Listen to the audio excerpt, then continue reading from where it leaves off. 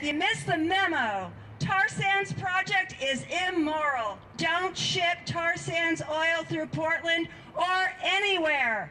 Who's got it? Bring your signs over, folks. Come on.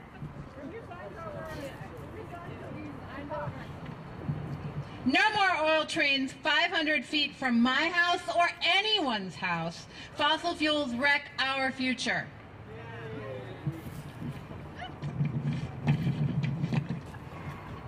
Don't risk our lives, our planet, for exports. No oil trains through Portland. Pretty clear.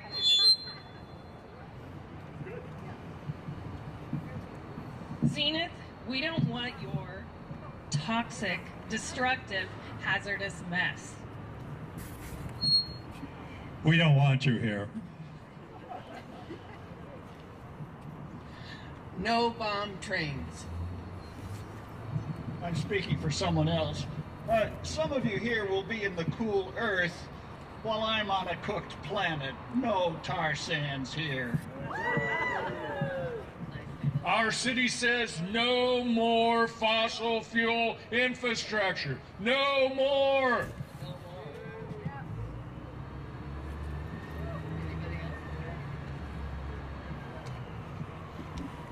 This is to Zenith and to our representatives. Do you want to damage and destroy for more money at our expense, at the expense of our lives? We don't want your stinking crude.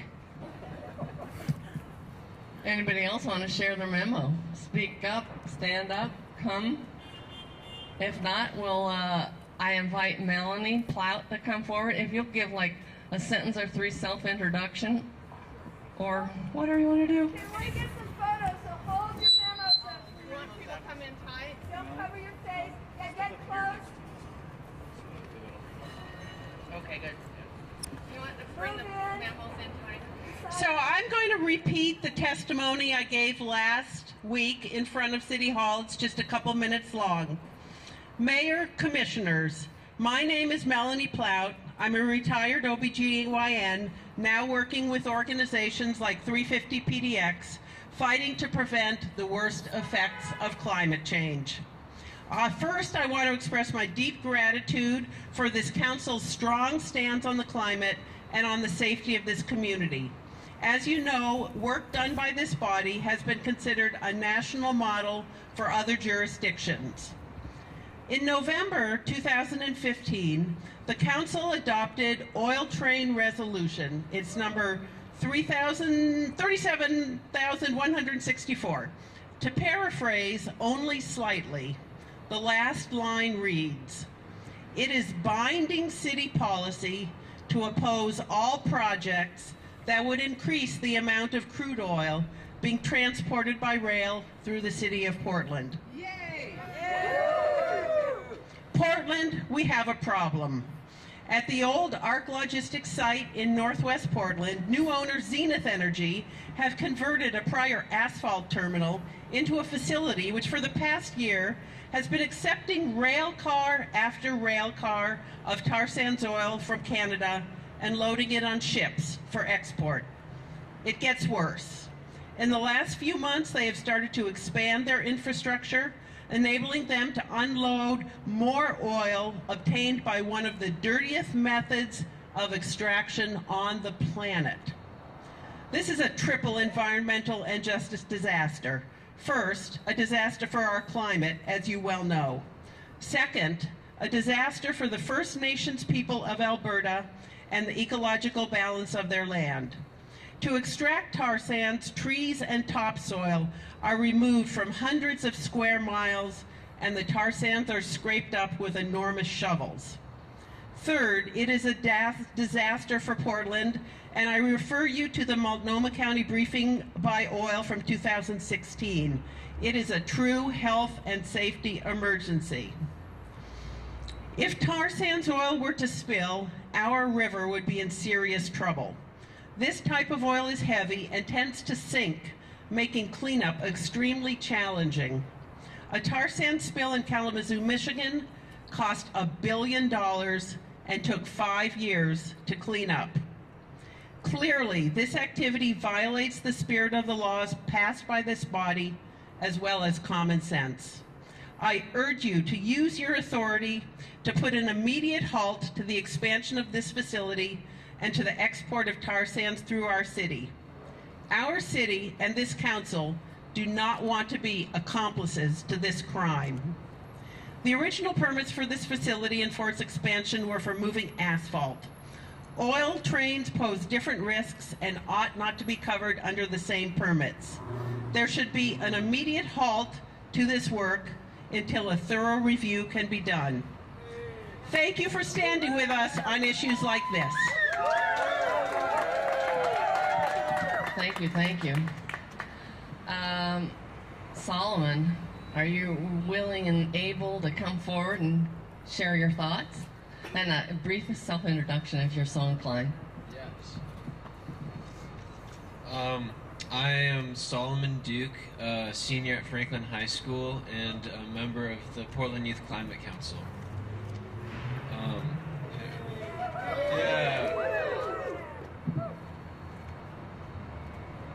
And I have a short speech I'd like to give.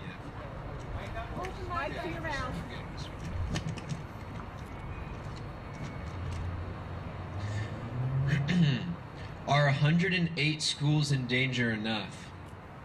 What about 100 childcare facilities? Or the $25,792,647,580 of property at risk? What will it take to put a stop to this expansion? By 2030, it will be too late. Before I turn 30, the world our children live in will be drastically different than it is today. Before my baby cousin turns 13, we will either be bounds ahead in our path to a sustainable future, or we will be living in a world of regret. We do not have room to allow for the expansion of more fossil fuels. We can no longer turn a blind eye time and time again. We cannot let our planet fall at the hands of a few rich CEOs. The clock is ticking and it is time to change. If Zenith creates this petroleum expansion, it will increase their train capacity by nearly 4 times and allow for 12 trains a week carrying 1 million gallons of crude oil. That would set us back decades in our battle against the devastating future that is creeping towards us. We have no room for error. If an accident occurs, there could be millions of dollars of infrastructure destroyed, and it would disproportionately affect people of color. There are 108 schools and 100 childcare facilities within the half-mile evacuation zone. Not only that, but the chemicals and oil being transported are toxic, flammable, explosive, and we do not have the necessary equipment available for our emergency teams to properly deal with a large-scale event. All of this for an expansion that would make as many jobs as a Starbucks. Our future is drowning in a barrel of fossil fuels. It is being filled to the brim by the thick, viscous tar sands and will soon overflow. If we don't act, our chance will quickly disappear. If we don't act, our planet will be smothered in suffocating fossil fuels. If we don't act, the coral reefs will die, the ice caps will melt, droughts and storms will wipe across the planet, and you will have to tell your children why you took their world away. The lack of knowledge available about this expansion is terrifying. What chemicals are they using to dilute their heavy oil? What are the health risks? How many trains do they plan to run and how frequently? Each era in geologic history has been ended in a mass extinction. The Paleozoic, the Mesozoic, the Cenozoic. I fear that we are entering into a new era once again. Our politicians and businesses need to understand that we are dealing with the possible mass extinction of most of the life on our planet. Every summer and fall that fires ravage across Oregon, and the sky is blackened by a blanket of smoke and ash. I fear for the ruby red robins and their baby blue eggs. I fear for the Douglas firs who guard our forests like knights in wooden armor. I fear for the lives of every single child, sibling, parent, and family member who lives in danger at no fault of their own. But that doesn't need to happen. We have the necessary tools to stop the destruction of our ecosystem. We need our leaders to stand up for what is right. We need to stop the expansion of dirty fossil fuels and to create a world that embodies climate justice, equity, and sustainability. We don't have to take this gorgeous world away from our children. Instead, we should give them their basic human right to a healthy planet. Their basic human right to look up at the beautiful blue sky, to breathe in clean, pure air, to drink water that doesn't make them sick, and to enjoy the marvelous trees and creatures of our forests. Our world is truly breathtaking, and we should never give it up.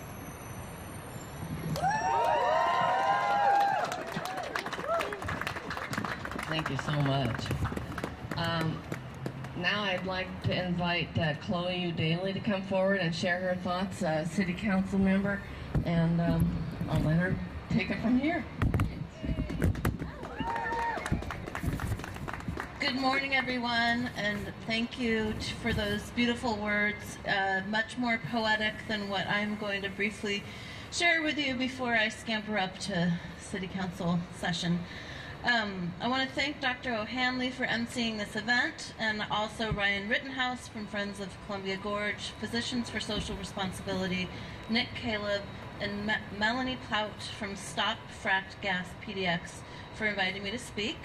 I want to thank the young people I see here today. You're going to be living with this longer and experiencing the consequences harder, and your voice is really vital. You deserve to have a voice here, and it's your right and it's your future, so thank you for being here. The 2016 96 car derailment and spill of Bakken oil in Mosier was a warning sign for Oregon. The transport of crude oil through our state can prove devastating to our physical safety and our environment. This expansion would allow Zenith to handle a wider variety of fuels, including crude oil from North Dakota and Canadian tar sands. Imagine this spillage in Portland. The oil is so thick that each rail car must be heated up before it can be removed and stored in tanks for processing. It would create an environmental catastrophe for our citizens and place an undue financial burden on our taxpayers. Council voted in 2016 to oppose any new fossil fuel infrastructure, and I'm firmly opposed to this proposed Zenith expansion. So is Mayor Wheeler. He couldn't be here this morning, but he asked me to share his thoughts. They are as follows. Just pretend I'm the mayor. No, don't. I take that back. We are living through a climate crisis. We're standing at the precipice of our environmental future. The decisions we as leaders make right now will determine our collective future as a species in 20, 30, 50 years. Zenith's proposal fundamentally opposes every climate goal the city of Portland has committed itself to. It goes against every value I stand for as mayor of the city, and I'm absolutely against it. Thank you, Mayor Wheeler. My team and myself are working to find angles to stop this expansion and take the most aggressive action possible to prevent Zenith from using Portland as a site to offload and transport this dangerous and outdated source of energy. We're looking instead to a clean energy, low carbon future, one that doesn't rely on a fuel source that puts the well-being and health of our citizens at risk. So I look forward to working with Mayor Wheeler and our Director of Tribal Relations, Laura John, because this is, of course, a vital issue to our tribes, as well as all of you and our whole community on prioritizing opposition to Zenith and ensuring the safety and future of all Portlanders. Thanks for coming out in the cold today. I promise spring is coming, and I'm going to hand this back. Thank you. Thank you so much. Go do some good stuff. Let me now introduce Ryan Rittenhouse. Ryan, if you want to introduce yourself with a sentence or tell us what you think and how it might affect the gorge. Yes. Good morning, everybody. Here we are again, huh? My name is Ryan Rittenhouse with Friends of the Columbia Gorge. As most of you know, we were part of a coalition fighting a number of fossil fuel terminals throughout the Pacific Northwest. Over the last 10 years now it's been. And we were very successful. There were 12 proposals, mostly 6 coal and 6 oil terminal proposals, and we defeated all of those. And that was thanks to all of you. Yes. And now, a lot of us had kind of a little tickling in the back of our minds when we won. We were very happy, but we thought, what's next? What's next coming from the fossil fuel companies? And this is probably the number one thing we suspected, which was they would be seeking out existing facilities that they could manipulate the permitting process and change existing permits and use loopholes in our system to get export terminals through the process. That is not what these terminals were meant for. There's another terminal like this called Global Partners out in Clatskanie. They're basically trying to do the same thing. This was originally an asphalt terminal, the Zenith project. The project out in Clatskanie was originally an ethanol facility. And both of those companies that now own them are trying to circumvent a proper public process to turn those facilities into crude oil export terminals. And the only way that's going to get stopped is stuff like this. All of you turning out and telling them, no, we're not going to let you circumvent our processes. So thank you all for being out here today.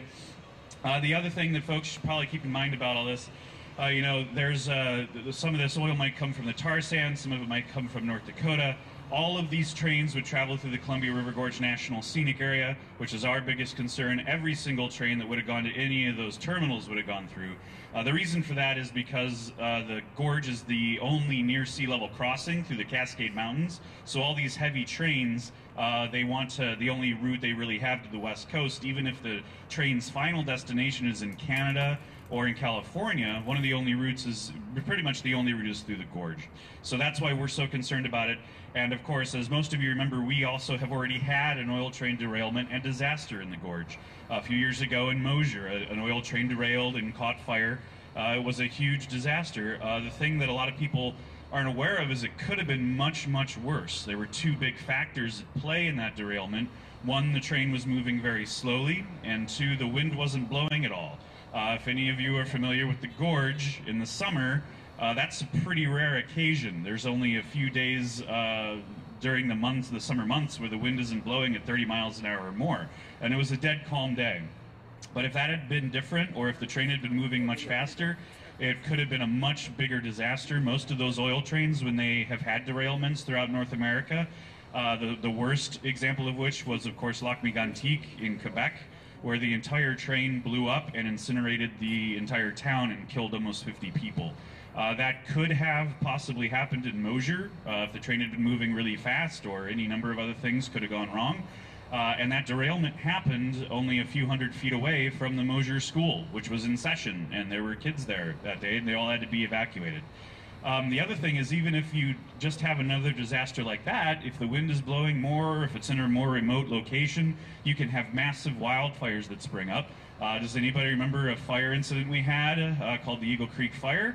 And that was just started by a firework. Imagine a forest fire that was fueled by a derailed oil train that the emergency responders couldn't get to. And there's a lot of places in the gorge that even under the best conditions imaginable, first responders just won't be able to access. So even though that's the case, and even though these trains can never be safe, there is also one other thing I wanted to talk to you about, and that is oil train safety legislation that's going on right now in Salem. Oregon has the weakest laws on the West Coast for oil train safety and emergency response. Again, like I said, they can never be safe, but there should be bare minimums that we're doing to try to protect and prepare if there's going to be any trains moving. And even if we were to shut down Zenith, there would still be trains moving. There are a few trains moving through to existing facilities like refineries up in the Puget Sound area on the Salish Sea, and there are some trains that move through to go down to facilities in California. And like I said, most of those trains, almost all of them, go through the gorge. Some of them, though, go down the Deschutes River as well.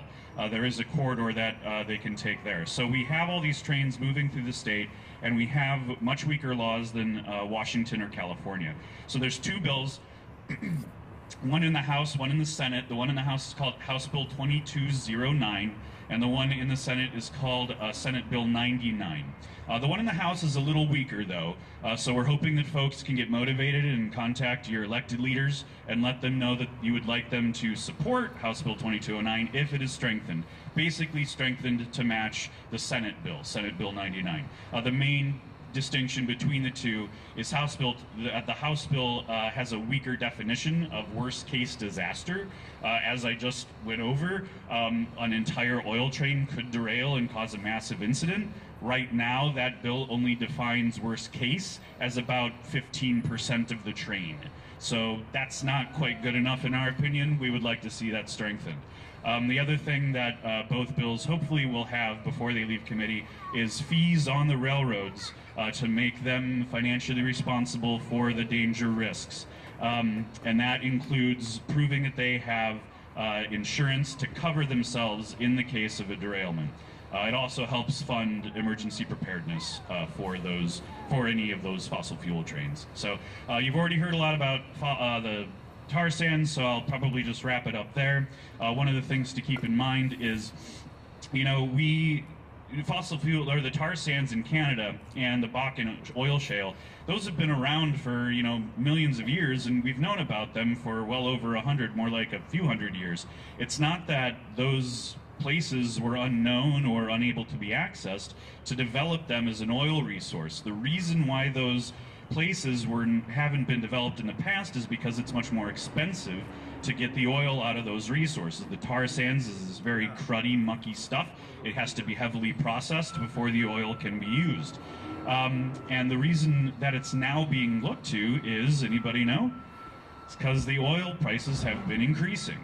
And so instead of using that as a sign that we're running out of oil and we should be turning to renewable energy, the fossil fuel companies are just doubling down and wanting to develop these dirtier, more disastrous forms of oil. And even if it wasn't more disastrous on its own, of course we all know that this locks us into a future that means a warming world and dooms us to catastrophic climate change. So we need to be moving away from this for all kinds of reasons, and there really is no good reason to continue forward with projects like Zenith. We need to say no to this, and we need to say yes to the incentives for renewable energy. All right, thank you very much. Thank you. Sophie, can you come and share your thoughts and introduce yourself? Thank you. My name is Sophie Weir. I'm a senior at Cleveland High School, and I'm also a member of the Portland Youth Climate Council. One step forward, two steps back.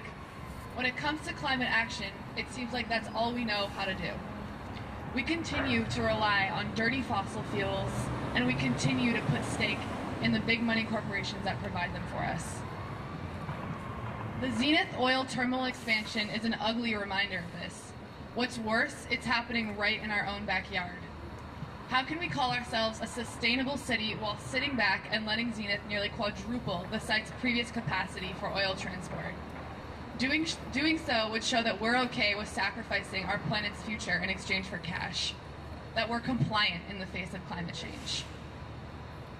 It's clear that we can't afford to keep up this passive and counterproductive way of addressing the climate crisis.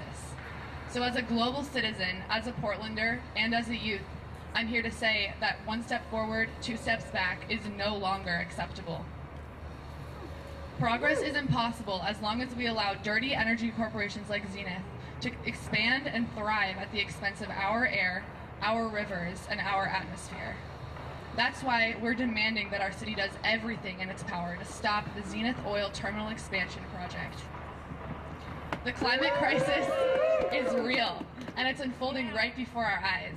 New fossil fuel infrastructure threatens our ability to make the transition to clean and renewable energy, which we need to do so desperately. We demand strong resistance to new fossil fuel infrastructure. Why? because our very future depends on it. That's the bottom line. Thank you very, very much. We've got 2 more speakers, and then we're going to do some singing. Woo! So let me invite Nick Caleb up to share some thoughts, please.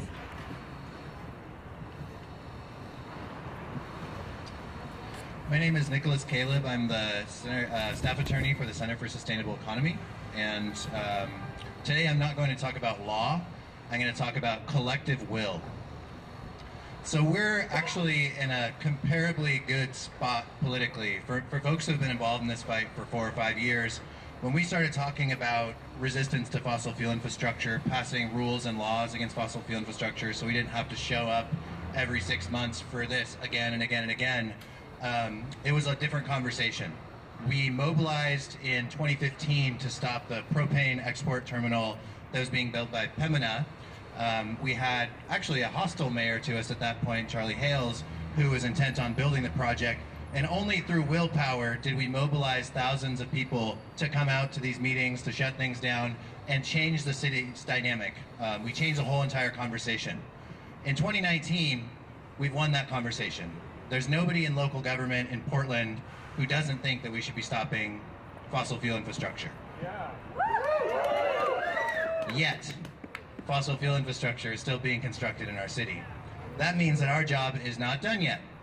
Instead of worrying about the technicalities of what the law will allow us to do, I think right now what we have to think about is how much willpower do we have to stop this from happening in our community? What are we willing to do to make it end? What are we willing to do? How many times will we mobilize and turn out and make sure that this doesn't happen? So I don't have much more to say. I think everything else has been said. We win. We have to win. We have no choice but to win. And the only way that we win is to continue to come out, continue to be creative, and to basically change the culture, and the laws are going to change along with us. So let's go get it.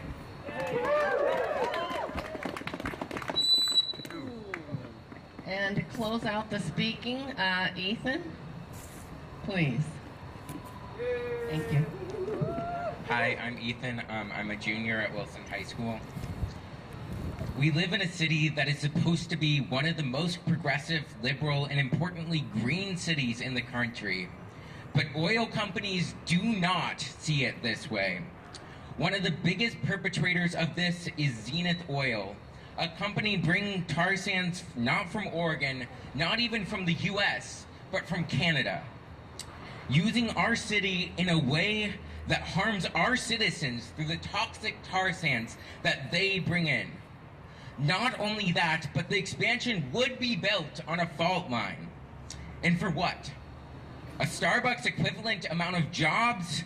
I say no. It is our duty to protect the land that we inhabit. It is our duty to make Earth livable for our children and grandchildren. It should not be some billionaire's prerogative to decide my future. A future that, as a high school student, I am already afraid to live. Therefore, we must act, and in the most certain terms, say no. No to bringing more tar sands in on our watch. No to emitting more carbon. No to letting some billionaire decide my future.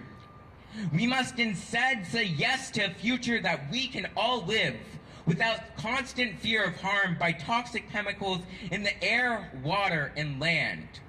A future that I will not have to be afraid to live in, if I am to live at all. Thank you. Very good conclusion. So I think to wind this up, we're going to collect the memos, and City Hall is going to be allowing us to put them on whatever you call them, big thingies, and put them inside.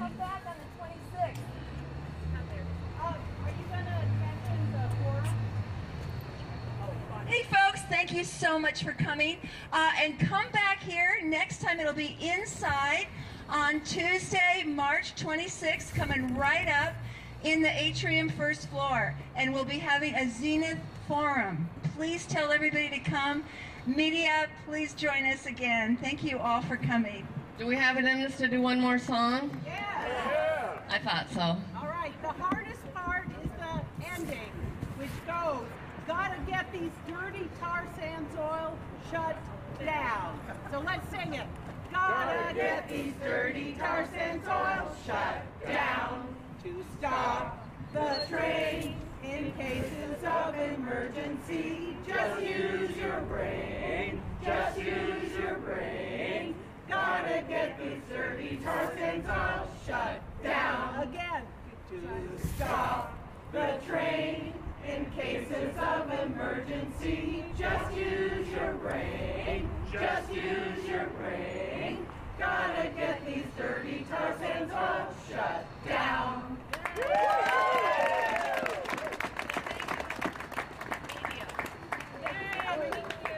Thanks for sharing our message. Thank you so much for coming. Thank you, Dave. Thanks for coming. Yeah. I didn't know somebody wanted me. Hopefully they don't. Jerks. Yeah, why what are you here for? Oh, you want us here? All right. Oh, Mom. Oh.